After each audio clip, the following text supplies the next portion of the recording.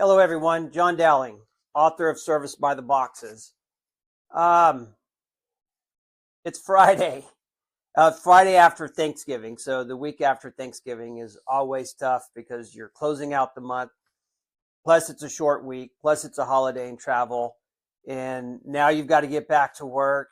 And, I don't know about you, but I love Christmas. And so now my mind is stuck on Christmas. And it takes a lot of self-discipline to stay focused these next couple of weeks. But wanted to shoot a quick video. In my book, we've been going through the different chapters, and we're on the customer pickup chapter, which is on page 76. The customer pickup box is what it talks about.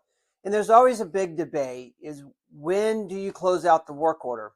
And so we talked about this in a previous video that we need to close the work order the same day that the service report has been turned in, or at least within 24 hours is a good ideal standard to shoot for. But I know there's a big debate within our industry, and there's a lot of service managers who like to keep that work order open until they get paid, because they don't want accounting to come after them about their account receivables, and they falsely believe that they're keeping themselves out of trouble by not closing the work order until they get payment, so they can complete that transaction all at one time. But there's a price to be paid for that.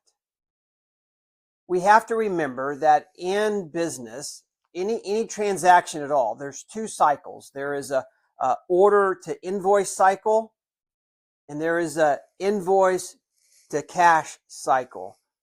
And it's paramount to have those two separated.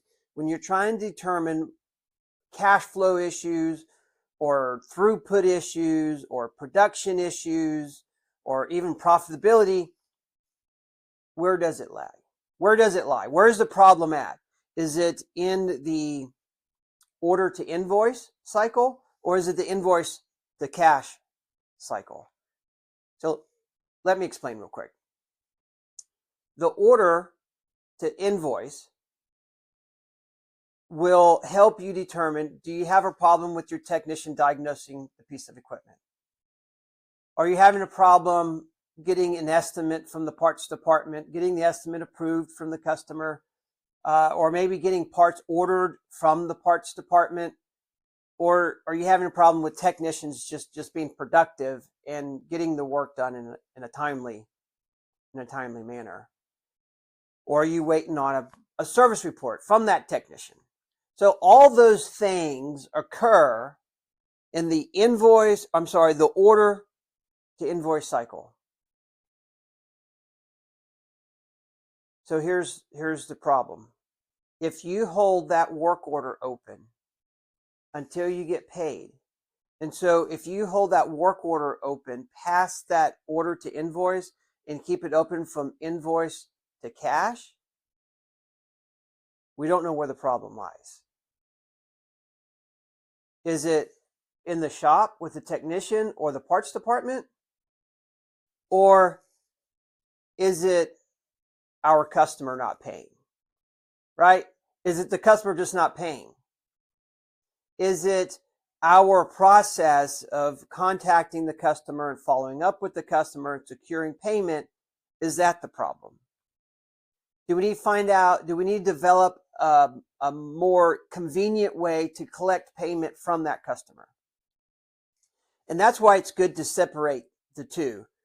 As soon as we complete the order to invoice, we need to close out the work order.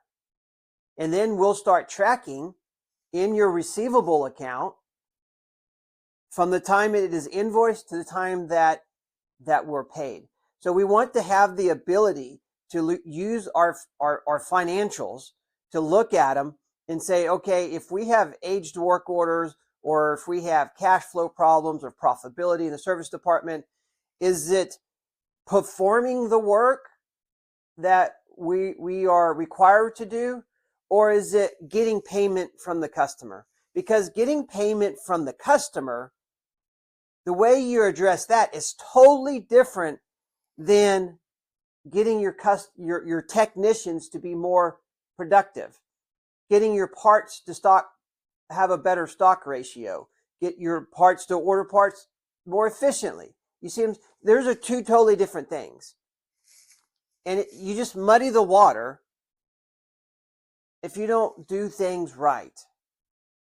So listen to me. Give credit where credit's due.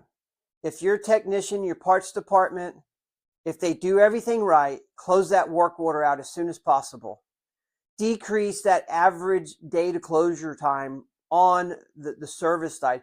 Get it as short as a time frame as you can.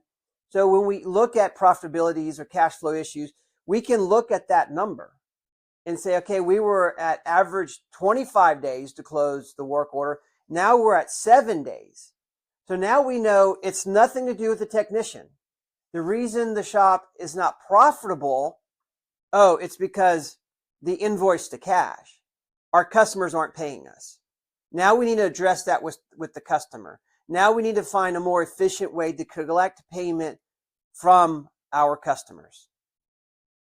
The last thing you want to do, if it's the customer's shortcoming of paying us, of us getting our payment, is the issue for not having cash flow or being profitable, and you blame that on the parts department or the technicians, which usually what happens, how demotivating is that for your shop, for your department? So easy stuff. Order to invoice, close the work order. Invoice to cash, you close out their account once you receive that money. I hope this helps. Hope it makes sense.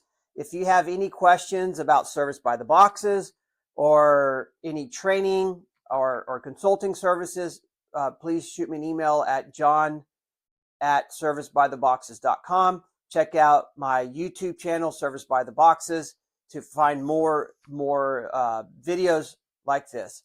Have a great weekend. Take your family to church and see you next week.